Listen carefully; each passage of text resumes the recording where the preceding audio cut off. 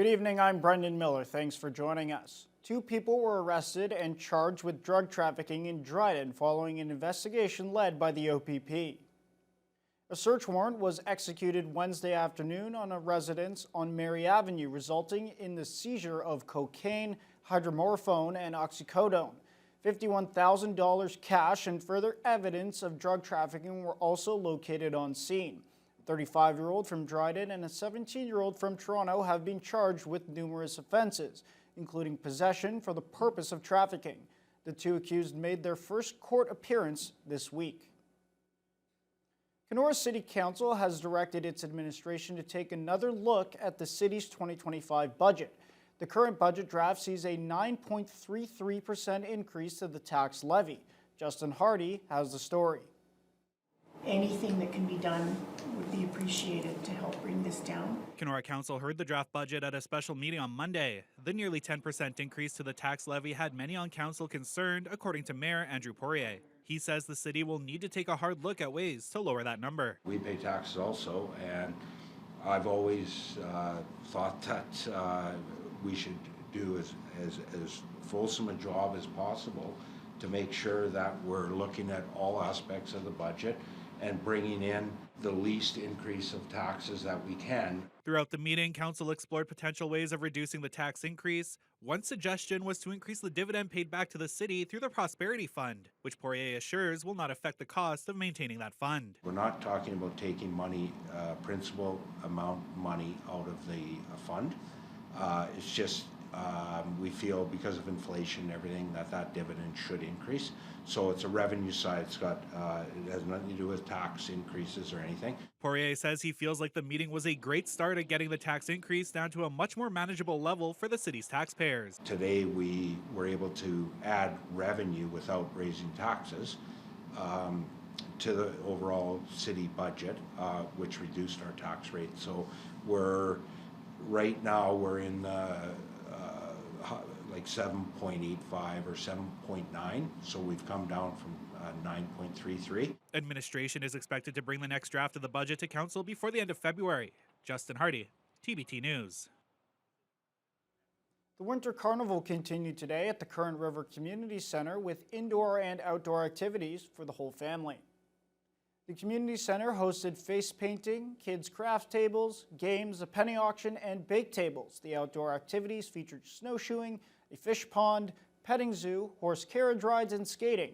Chair of the Winter Carnival, Lynn Legros, says that the 40-year legacy of the carnival continues on.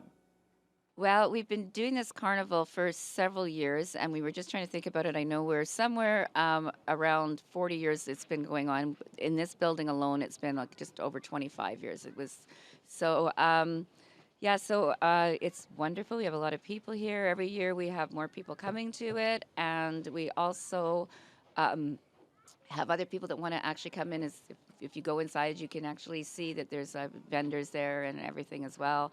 And all the people that were young years ago are now actually coming and helping out, which is really great. So it's the legacies out there. Well, we're here to help entertain the kids and the adults with some bunnies and a goat and a chicken. And we have 2 high school volunteers here as well, helping out to make things easy for everybody to play with.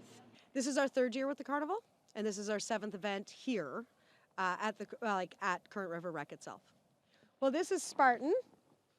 He was actually bred here in town in Nallaloo, and he loves to drive. He would much rather go for a drive on the carriage than he would to be ridden. He sees the trailer pull up and get hitched up, and he sees the carriage get put in the other trailer, and he's waiting for us and ready to go. Tomorrow, the carnival will serve a pancake breakfast with the Current River Storm players as servers.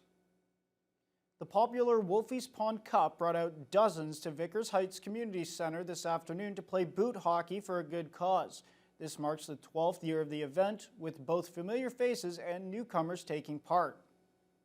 Oh, it's awesome. It just gets bigger, so you can tell people are talking and letting them know it's a good event. We try to do the best we can with set up and word of mouth and a little bit of social media. The sponsors get bigger and bigger each year. Everyone kind of hears about it and helps out, do what they can. Every little bit helps. Organizer Darren Wolfram says the event, which started out as a backyard tournament between friends, has grown a lot, with this year seeing 60 participants. He's hoping to raise around $15,000, with the funding going towards Breakthrough T1D, formerly known as JDRF.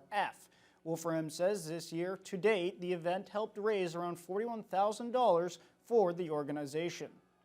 My daughter Andy, when she was 4, got diagnosed with type 1 diabetes, so kind of switched our charity to that and been doing that ever since, our 13 year now. It goes to help find a cure, so it goes straight to them, and yeah, any funds raised, 100% of the proceeds go to them. It's like I said, every little bit helps here, plus our little 10, 15 grand a year, whatever we do this year, hoping to surpass that, and yeah, everything helps, right? Hopefully one day they can find a cure.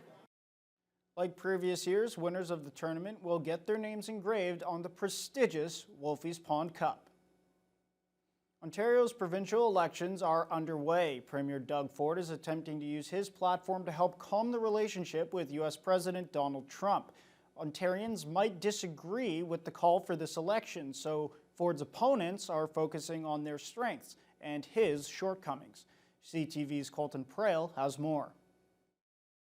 On factory floors, on construction sites, in retail stores. Doug Ford is pushing for a new mandate he says is needed to deal with the threat posed by Donald Trump's second term as president. For the next 4 years, we're in a battle for the future of our economy, for the future of our province and the future of our country. Today, Ford promised if re-elected, he would fund new aerial supports for police forces in Niagara and Windsor to help monitor the border and combat organized crime. But new polling shows most Ontario voters at least somewhat disagree with Ford's snap election call. I think it's totally a political tool. We don't need this election. Absolute waste of money. He says he needs another mandate. He's got a mandate. It's going to run 15 months more. While many Ontarians may not be happy about the election call, polls show it isn't having a big impact on Ford's chances of re-election. Doug Ford asked for an even stronger mandate. If a provincial election were held today, he'd probably get that stronger mandate. Meanwhile, Ford's opponents are focused on his domestic track record, hoping affordability and healthcare initiatives like the NDP's proposed grocery rebate can help them take Queen's Park. Our rebate is going to give lower and middle income families extra help every month.